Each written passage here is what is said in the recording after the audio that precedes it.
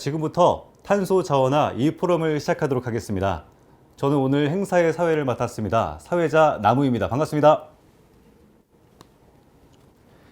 네, 코로나19 감염병으로 인해서 전 세계가 어려움을 겪고 있는 상황 속에서도 어려운 발걸음을 해주신 강연자분들, 또 온라인으로 참석해주신 참가자 여러분께 진심으로 감사의 말씀을 전합니다. 이번 탄소 자원화 포럼은 부득이하게 온라인을 통한 이 포럼으로 개최하게 되었습니다. 오늘 행사는 네 분의 연사를 모시고 최신 탄소 자원화 정책 동향과 기술 현황을 살펴보는 자리로 마련됐습니다. 오늘 포럼을 통해 저탄소, 친환경 사회를 향한 우리 모두의 노력과 발걸음이 더욱 커질 수 있기를 기대해 보도록 하겠습니다. 네, 그럼 첫 번째 강연을 시작하도록 하겠습니다. 최근 자원의 절약과 재활용을 통해서 지속 가능성을 추구하는 새로운 환경 경제 모델인 순환경제가 전 세계적으로 크게 주목받고 있는데요. 첫 번째 연사로 한국환경정책평가연구원 조지혜 실장님을 모시고 순환경제를 위한 국내외 정책 현황 및 추진 방향에 대해서 들어보도록 하겠습니다. 반갑습니다. 네, 반갑습니다. 저는 한국환경정책평가연구원 조지혜입니다. 네, 저는 오늘 탄소 중립을 위한 순환경제 정책 추진 방향이라는 주제로 말씀을 드리고자 합니다. 이를 위해서 우선 우리나라가 왜 순환경제로 전환될 필요가 있는지에 대해서 현안 진단과 함께 필요성에 대해서 말씀을 드리고요. 그리고 우리나라에 앞서서 순환경제 정책을 추진하고 있는 그 EU에서의 그런 정책이 어떻게 추진되고 있는지 현황에 대해서 말씀드리고자 합니다. 그리고 앞으로 우리나라의 경우에 이제 탄소 중립을 위해서 어떤 방향으로 좀 정책이 추진될 필요가 있는지 그 방향에 대해서 이 순으로 말씀을 드리겠습니다. 네, 그래서 순환경제 전환 필요성에 대해서 우선 말씀드리겠습니다. 지금 보시는 것처럼 제품이 다량 생산되고 소비 그리고 폐기되는 이런 선형경제 구조하에서는 천연자원에 대한 그런 소비가 급증할 수밖에 없습니다. 특히 자원이 추출되고 가공되는 과정에서 상당량의 온실가스가 이제 배출이 되고요. 그리고 이렇게 그 생산된 제품이 결국은 폐기물의 형태로 다량 발생되는 등 다양한 그런 환경 문제가 발생을 하고 있습니다. 따라서 이러한 선형경제 구조에서 탈피해서 결국 이런 제품의 재사용이라든지 재제조를 통해서 그 수명을 최대한 연장을 시키고요. 그리고 이런 물질 재활용 등을 통해서 생산한 재생 원료를 다시 생산 단계에 재투입을 시킴으로써 그 천연자원에 대한 소비를 줄이고 그런 폐기물의 발생을 최소화시키기 위한 그런 순환경제 구조로 전환이 될 필요가 있습니다. 그래서 지금 현재 우리나라 이제 현황에 대해서 말씀을 드리면 지금 보시는 것처럼 천연자원에 대한 수입 의존도는 계속 증가하고 있는 상황이고요. 그리고 산업에서의 자원 생산성, 즉 그런 국내 물질 소비량 대비 그 총 부가가치에 해당되는 그런 자원 생산성이 크게 지금 변화가 없는 그런 상황입니다. 그래서 앞으로는 이런 생산 과정에서 그런 그 자원에 대한 소비를 줄여 나가기 위한 그런 노력이 필요한 상황이고요. 그리고 지금 보시는 것처럼 그런 1인당 그리고 자원 투입량 대비 폐기물 발생량 역시 계속 증가하고 있는 상황입니다. 그리고 이제 다량 배출 사업자에 해당되는 그 자원순환 성과관리 대상자의 그런 실적을 보면 지금 현재 그 잔재물량을 제외한 그런 실질 재활용량은 다음과 같이 좀 증가를 하고 있습니다만 전체적으로 폐기물 발생량이 급증하다 보니 이런 순환 이용률 자체는 다시 좀 감소하는 그런 추세에 있고요. 그리고 최종 처분량 같은 경우에는 이제 매립지로 들어가는 양에 해당되는데 매립지로 바로 반입되는 그런 직접 처분량 외에도 이제 소각시설 등의 그런 잔재물이 이제 매립지로 반입되는 간접 처분량을 이제 합한 수치에 해당됩니다. 그래서 지금 보시는 것처럼 이제 다시 이런 매립되는 그런 양이 증가하고 있는 것으로 볼 수 있고요. 그리고 민간에서의 그런 최종 처분 시설에서의 그런 잔여 매립 가용 용량을 살펴보면 다음과 같이 지금 현재 한 27.4% 정도로 계속 감소하고 있는 상황입니다. 그래서 앞서 말씀드린 대로 폐기물 발생은 계속 늘고 그리고 매립되는 양이 증가하고 있습니다만 또 그것을 수용하기 위한 그런 매립 용량은 지금 줄고 있는 상황이고요. 그리고 지금 보시는 것처럼 그 매립과 소각으로 이제 주로 되어 있는 그 폐기물 부문에서의 온실가스 배출량을 보면 다음과 같이 계속 증가를 하고 있습니다. 그래서 결국은 이런 매립이라든지 단순 소각 부분을 줄이고 이제 물질 재활용과 에너지 회수를 통해서 이런 천연자원의 그런 소비를 줄여 나감으로써 이런 온실가스 배출 부분도 이제 저감해 나가야 될 것입니다. 그래서 이러한 순환 경제로의 그런 전환은 비단 우리나라에만 적용되는 것이 아니라 EU를 비롯한 그런 글로벌 트렌드에 해당됩니다. 그래서 EU에서는 이런 순환 경제 그런 정책을 어떻게 추진하고 있는지에 대해서 좀 간략히 말씀드리겠습니다. 우선 히스토리 먼저 좀 말씀을 드리면 2010년에 이제 유럽 2020 스트래티지를 통해서 이런 EU에서도 그런 그런 위기를 탈피하기 위한 방안으로 경제 성장과 그리고 자원 사용을 디커플링하기 위해서 이런 자원 효율적 그런 유럽을 목표로 제시를 하게 됩니다. 그래서 이후에 이제 4년 후에 이제 이런 순환 경제로의 전환 방향을 제시하기 위한 그런 공식적인 정책 문서가 이제 발표가 되게 되는데요. 이때는 근데 제품의 그런 전주기적인 그런 관점에서의 그런 부분들이 좀 미흡하다는 그런 내부 평가가 있어서 철회가 되었고요. 근데 이듬해 이제 이런 이해관계자들의 의견 수렴을 거쳐서 이런 순환경제 패키지가 이제 발표가 되게 됩니다. 이때는 이런 제품 수명 전 주기에 걸친 그런 전환을 위한 그런 행동 계획과 그리고 관련된 법령 개정안이 이제 제시가 되었고요. 그리고 이때 또한 지금 현재 이제 순환경제로의 전환이 잘 이행되고 있는지를 모니터링하기 위한 그런 모니터링 지표 부분에 대해서도 2018년도에 이제 제시가 되었습니다. 그리고 작년에 이제 EU에서는 그 그린딜을 발표를 했는데요. 이때 이제 탄소 중립 그리고 자원 효율적 경제를 위한 그런 핵심 그런 전략으로서 순환 경제를 이제 제시를 하게 되었습니다. 그래서 각각에 대해서 말씀을 드리면 우선 순환 경제 패키지를 통해서 이제 순환 경제로 전환해 나가기 위한 구체적인 실행 방안이 이제 마련됐다라고 할 수가 있고요. 다음 보시는 것처럼 이런 생산 소비 그리고 폐기물 관리 그리고 재생 원료의 그런 시장뿐만 아니라 여기에 혁신과 그리고 기술 투자를 통해서 이런 순환 경제로의 전환을 가속해 나가고 있습니다. 그리고 이제 이런 순환 경제 진전 상황을 평가하기 위한 그런 모니터링도 이제 강조가 되고 있는데요. 그래서 2017년과 이제 2019년 두 차례에 걸쳐서 이런 순환 경제로의 전환을 위한 그런 모니터링 이제 결과가 발표가 됩니다. 그래서 2017년도에는 우선 법이나 제도 그리고 지침 기반 이 부분이 이제 구축이 되었는지에 대한 평가이고요. 그리고 2018년도에 이제 순환경제 모니터링 지표가 개발이 되면서 2019년도에는 이 지표를 이용을 해서 이제 정량화된 그런 수치로 평가를 하게 됩니다. 모니터링 결과 이렇게 일자리 창출과 그리고 이런 새로운 비즈니스 모델 그리고 시장 개척을 통해서 이제 부가가치를 창출한 것으로 이제 평가가 되었고요. 그리고 이제 작년에 발표된 이제 그린딜의 경우에는 이제 탄소 중립과 그리고 자원 효율적 경제를 두 축으로 해서 그 목표를 제시를 하고 있습니다. 그래서 특히 이런 경제 성장이 자원 사용과 이제 디커플링 되기 위한 그런 자원 효율적 경쟁력 있는 경제로 이제 변화하는 것을 목표로 하는 신성장 전략에 해당이 되고요. 이를 이행하기 위한 그런 핵심 수단으로서 이제 순환 경제가 이제 제시가 되었습니다. 그래서 특히 이제 순환 경제와 저탄소 경제로의 전환을 지원하고 촉진하기 위해서 이제 산업 전략과 그리고 순환 경제 신행동 계획을 채택을 하게 됩니다.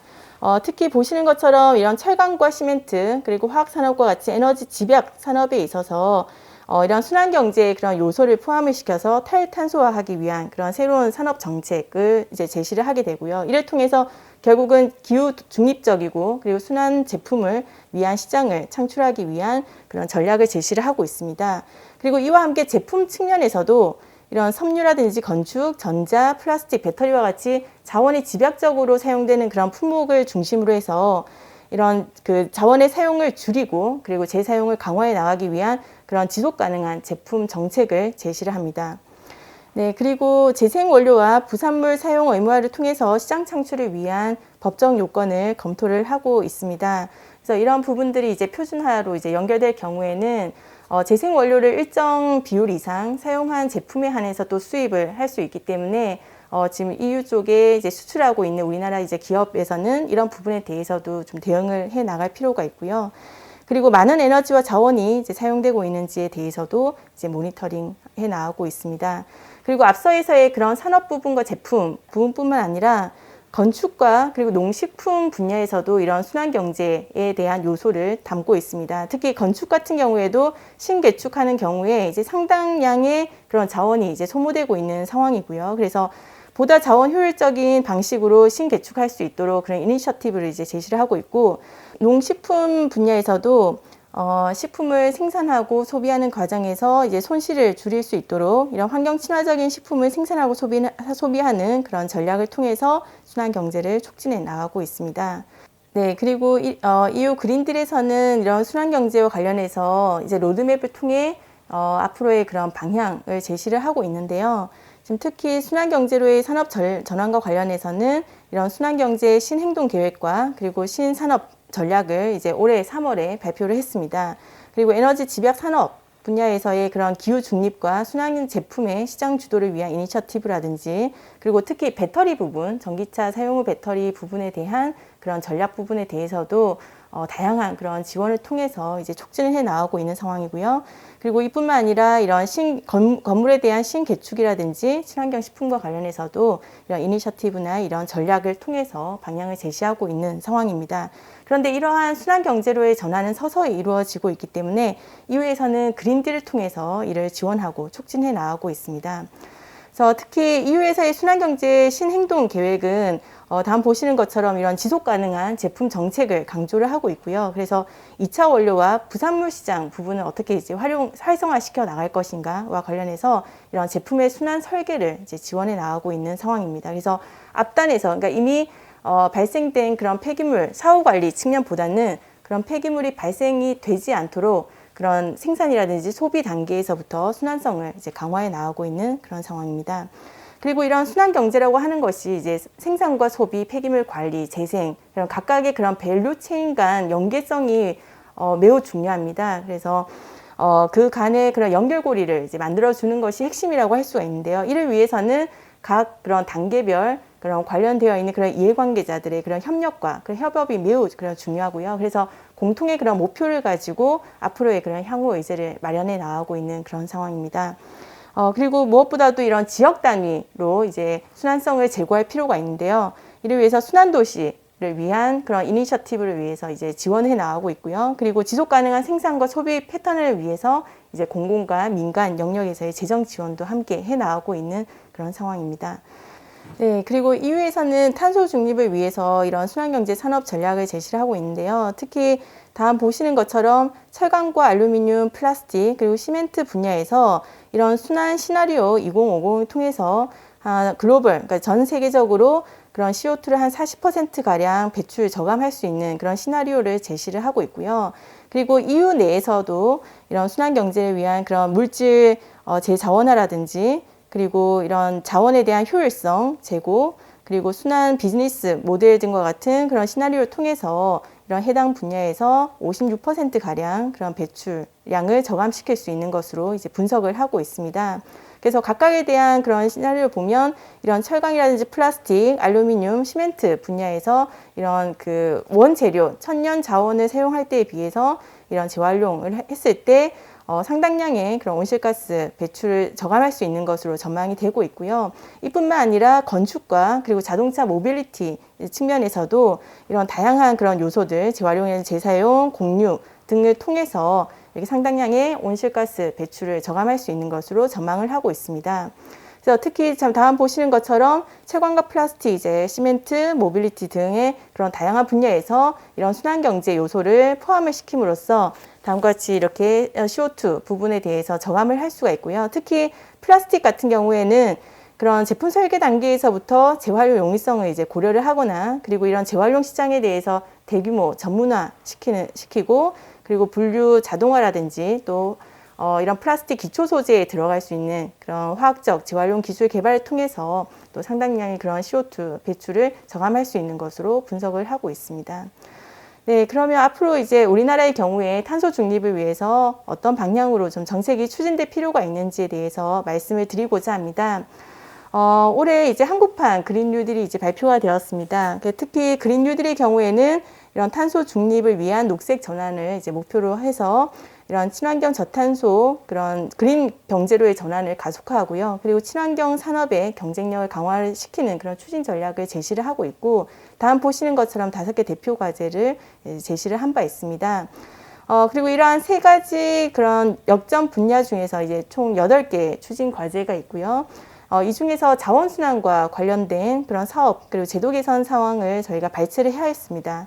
그래서 보시면 도시공간 생활 인프라 녹색 전환 분야에서 지금 그린 리모델링 측면에서는 쓰레기 매립장에 이런 신재생 에너지 설비를 설치한다든지, 그리고 스마트 그린 도시에서도 이런 자원순환 부분을 이제 고려를 하고, 그리고 해양 생태계 측면에서는 해양 플라스틱 쓰레기 저감을 위해서 침적 쓰레기 수거라든지, 그리고 친환경 부표를 이제 100% 전환해 나가겠다라는 사업을 이제 발표를 한 바 있습니다. 그리고 두 번째로 이런 저탄소 분산형 에너지 확산과 관련해서는 지금 여기에는 이제 순환경제와 관련된 내용은 현재 없습니다만, 향후에 접목하여서 연계 검토가 필요한 분야라고 생각이 되기 때문에 이 부분에 대해서는 이제 회색으로 이제 표기를 했는데요. 이제 가령 이제 미래차 보급이 이제 가속화될 경우에는 향후에 이제 발생되는 폐배터리 관리 측면도 함께 이제 고려가 될 필요가 있고요. 그리고 이런 분산형 시스템을 확대할 경우에 이런 전기차 폐배터리가 ESS와 같은 그런 재사용과 높은 연관성을 가지고 있기 때문에 이러한 측면, 이러한 에너지 확산 분야에서도 또 순환 경제와 연계되는 부분들이 있다라고 생각을 합니다. 그리고 세 번째로 이제 녹색 산업 분야에서는 이제 자원순환 관련된 내용이 있는데요. 지금 보시는 것처럼 그런 미래 폐자원이라든지 플라스틱 자원순환과 같은 그런 클러스터 구축 부분이라든지, 그리고 산단에 이런 기업 간 폐기물 재활용 연계를 지원한다든지, 이런 제재조와 같은 그런 기술 지원 부분에 대한 그런 내용들이 포함이 되어 있습니다. 근데 지금 현재 그 한국형 그린 뉴딜의 경우에는 20년 올해는 즉시 추진이 가능한 그런 사업을 우선 담아가고 있고요.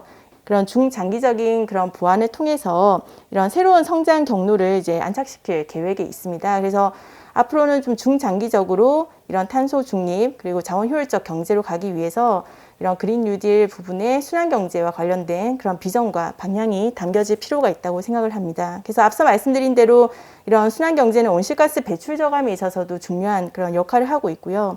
그리고 앞으로는 이런 폐기물 자체가 이제 발생되지 않도록 그런 순환 제품 설계를 통해서 이런 재사용이라든지 재활용이 용이하도록 하는 데에 정책의 우선순위를 두고 갈 필요가 있습니다. 그리고 무엇보다도 그런 산업계들을 유도를 하기 위해서 이런 지원하기 위한 다각적인 그런 수단도 함께 고려가 돼야 될 것입니다. 그래서 지금 보시는 것처럼 각 단계별 그런 밸류 체인이 굉장히 연계가 중요한 상황이고요. 특히 생산 단계에서는 두 가지 강조를 하고 싶은데요. 제품의 그런 친환경 설계, 그래서 재질이라든지 그런 구조 부분들이 재사용이나 재활용 부분까지도 고려해서 처음부터 이제 생산 단계에서부터 이런 부분들이 고려가 된 설계가 지원될 필요가 있고요. 그리고 두 번째로는 이런 무지 재활용 통해서 생산된 재생 원료가 또 일정 부분 이상 사용을 함으로써 결국은 그런 원재료, 그런 천연 자원에 대한 그런 부분을 사용률을 줄여나가는 그런 측면이 필요하다고 생각을 합니다. 그리고 두 번째로 이렇게 생산된 친환경 그런 제품들이 소비로 연계가 되어야 됩니다. 그래서 공공 영역에서는 이런 부분들이 녹색 공공 조달 의무 구매라든지 연계가 됨으로써 이런 부분들에 대한 소비를 촉진해 나가야 될 것이고요. 그리고 민간 영역에서도 지속 가능한 그런 소비를 위해서 이런 제품에 대한 수명을 연장해 나가기 위한 그런 다각적인 그런 방법이 필요한데요. 특히 재사용이라든지 업사이클링 기술이나 그런 인프라 부분들이 지원이 될 필요가 있습니다. 그리고 발생된 폐기물에 대해서는 최대한 이제 물질 재활용 쪽으로 가기 위해서는 우선 지금 현재 분리선별이라든지 재활용 시설에 대한 용량 부분은 이제 확충이 돼야 될 것이고요. 그리고 무엇보다도 지금 현재 우리나라 통계상에 봤을 때는 재활용 안에 그런 물질 재활용과 에너지 회수 부분이 다 이제 포함이 되어 있습니다. 그래서 우선은 그런 통계 분리를 통해서 우리나라가 이제 가고자 하는 그런 물질 재활용만의 그런 목표를 가지고 지금 그런 좀 다양한 그런 정책들이 수립이 될 필요가 있고요. 그리고 이렇게 발생된 재생 원료에 대해서도 그 수요를 이제 확대를 시켜줘야 됩니다. 그래서 생산 단계에서 이런 재생 원료들을 사용할 수 있도록 그런 그 다양한 정책들이 필요한 상황이고요. 무엇보다 그렇게 되기 위해서는 이런 재생 원료에 대한 품질 기준이라든지 그리고 기술 지원을 통해서 이에 대한 고품질화를 이루어 나갈 필요가 있습니다. 네, 그리고 앞서 말씀드린 그런 부분들의 이행을 가속화시키기 위해서는 다음과 같은 다양한 좀 전략적 수단이 포함이 될 필요가 있습니다. 무엇보다도 이런 그 기술 혁신 부분, 그리고 순환경제에 대한 금융 지원, 그러니까 안정적인 그런 재정 투자가 이루어져야 되고요. 이후의 경우에는 이제 금융 투자를 할 때 지속 가능성 기준을 6가지로 제한을 하고 있는데요. 이 중에 하나가 이제 순환 경제로의 전환 부분이 포함이 되어 있습니다. 그리고 이 중에서 최소 한 가지 이상을 만족하는 경우에 한해서 투자하도록 하는 법률을 마련하고 있기 때문에 지금 현재 우리나라에서 이제 한국형 그린 텍소노미 지금 개발 중에 있습니다. 그래서 이런 부분들을 참고를 해서 그런 순환 경제에 대한 그런 요소 부분들이 또 기준으로서 담아갈 필요가 있다고 생각을 하고요. 그리고 이제 단기적으로는 지금 현재 이런 그린 뉴딜에 있는 그런 사업들에 대해서 보다 좀 순환 경제 측면에서 좀 추가적으로 검토할 사항에 대해서 좀 말씀드리고자 하는데요. 여기 그린 리모델링 같은 경우에도 이런 건설 폐기물 부분에 대한 발생 저감을 어떻게 해 나갈지에 대한 전략을 함께 고민할 필요가 있고요. 그리고 스마트 그린 도시의 경우에도 지금 현재 이 부분은 이제 이미 발생된 폐기물의 사후 처리 관점을 더 확대를 해서 자원 소비 도시에서 이제 순환 도시로 탈바꿈하기 위한 그런 전략들이 함께 검토가 되어야 됩니다. 그리고 세 번째로 이제 해양 플라스틱 쓰레기 저감을 위해서는 이런 침적 쓰레기 수거도 필요합니다만 그런 육상 기인한 그런 플라스틱 부분에 있어서의 발생 그런 저감 부분 같이 고려가 돼야 됩니다. 그래서 지금 보시는 것처럼 플라스틱에 대한 그런 순환 경제 그런 관리 전략이 이제 마련될 필요가 있고요. 지금 보시는 것처럼 제품 생산 단계에서부터 이런 재사용이나 재활용 고려하고 재생 플라스틱 사용을 확대해 나가야 될 것이고요. 그리고 무엇보다도 이제 포장재가 차지하는 비중이 굉장히 크기 때문에 이런 포장재에 대한 재질 단일화라든지 그리고 자동차 모빌리티에서의 그런 플라스틱에 대한 경량화 부분 같이 고려가 될 필요가 있고요. 그리고 유통 소비 단계에서는 그런 재사용을 촉진하기 위해서 다회용 그런 포장재와 용기로 전환해 나가기 위한 그런 시범 사업을 이제 확대해 나갈 필요가 있고요. 재생 페트병 같은 경우에도 이런 음료 업계와의 그런 역회수 체계를 이제 구축을 해서 이제 병으로 다시 재활용될 수 있는 그런 기반이 마련될 필요가 있습니다. 그리고 무엇보다도 소비자들이 적정하게 분리 배출하기 위해서 이런 라벨 표시 부분들이 보다 명확하게 좀 될 필요가 있고요. 그리고 이제 이런 물질 재활용 측면에서도 지금 다양한 그런 기술들이 지금 나오고 있습니다. 그래서 기계적뿐만 아니라 화학적, 그러니까 플라스틱 기초 소재에 들어가는 그런 재활용 기술에 대해서도 품질 기준이라든지 기술 부분들이 이제 지원이 될 필요가 있고요. 그리고 이렇게 생산된 그런 재생 원료, 재생 플라스틱 부분에 대해서도 이런 사용 비율에 대한 그런 목표 설정, 그리고 이런 고품질화를 위한 그런 기준 제정 부분들이 반영될 필요가 있습니다. 근데 무엇보다도 이제 여기에 더해서 통계 모니터링이라든지 녹색 금융 부분들이 이제 이런 플라스틱 순환 경제 관리 방향에 같이 검토될 필요가 있고요. 특히 이런 물질 재활용이라든지 이런 플라스틱의 에너지 회수를 통해서 실제로 탄소 저감 효과가 어느 정도 있는지에 대한 그런 분석이 필요하고요.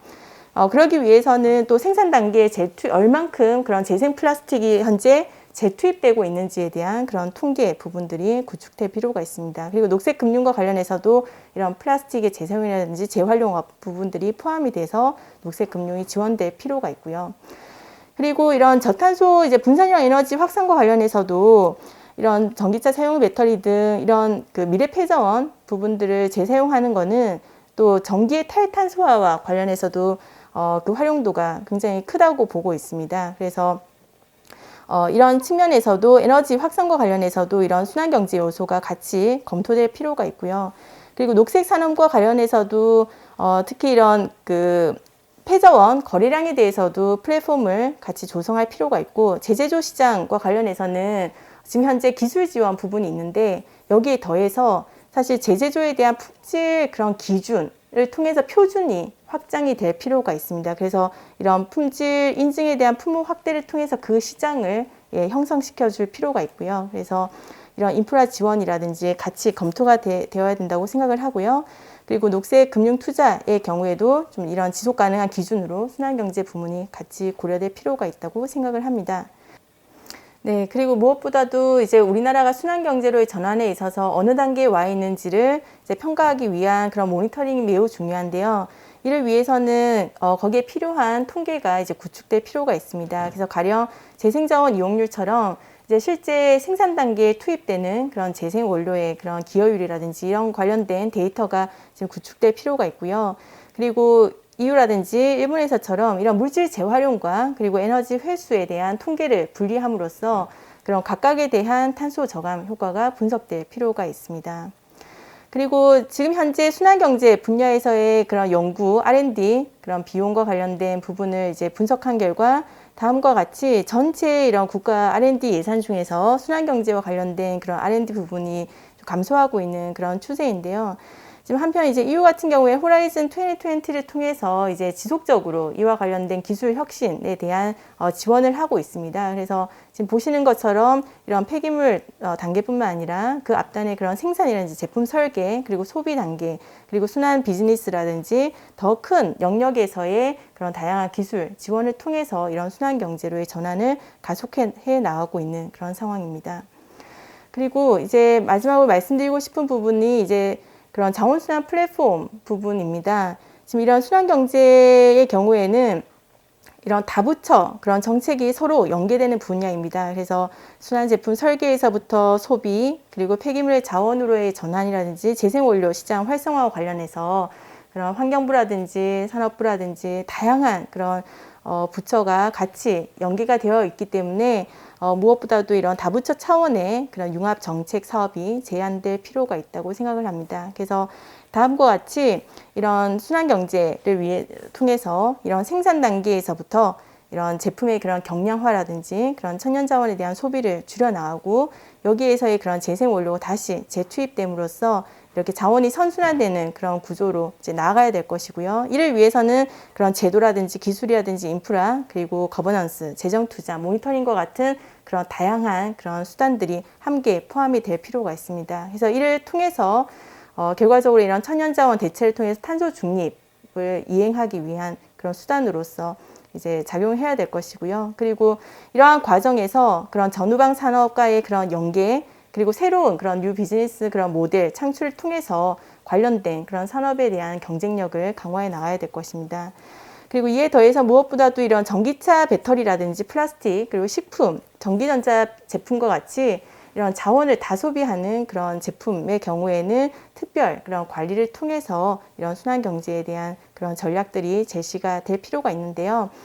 특히 좀 전기차 사용 후 배터리 부분으로 좀 사례로 해서 간단하게만 좀 말씀드리겠습니다.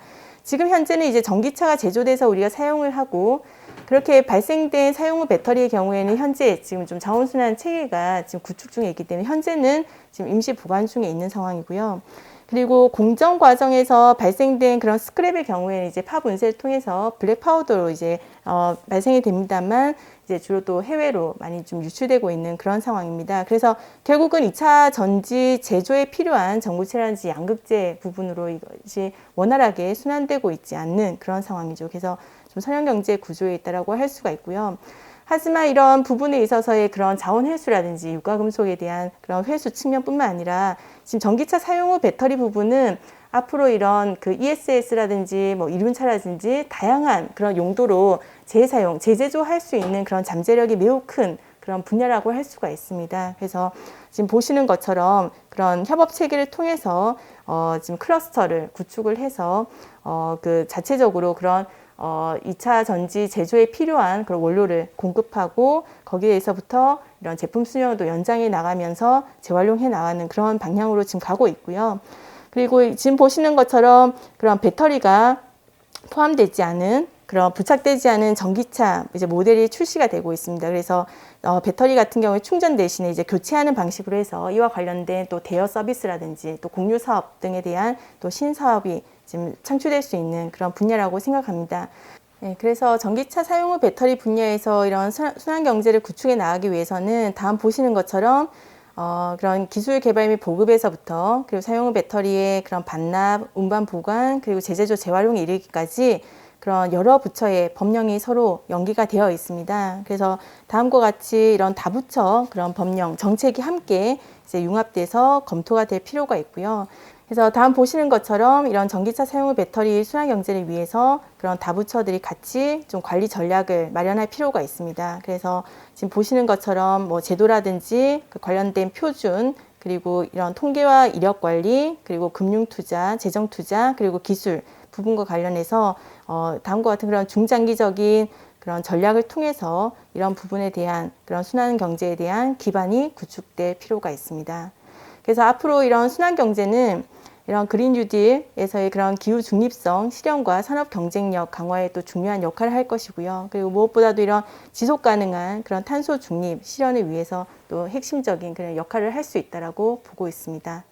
네, 이것으로 발표를 마치도록 하겠습니다. 감사합니다. 네, 정말 우리나라뿐만 아니라 전 세계적으로 순환경제 사회로 나아가기 위해서 정말 많은 노력을 기울이고 있구나 하는 생각이 들었습니다. 좋은 강연 감사드리겠습니다. 네, 감사합니다.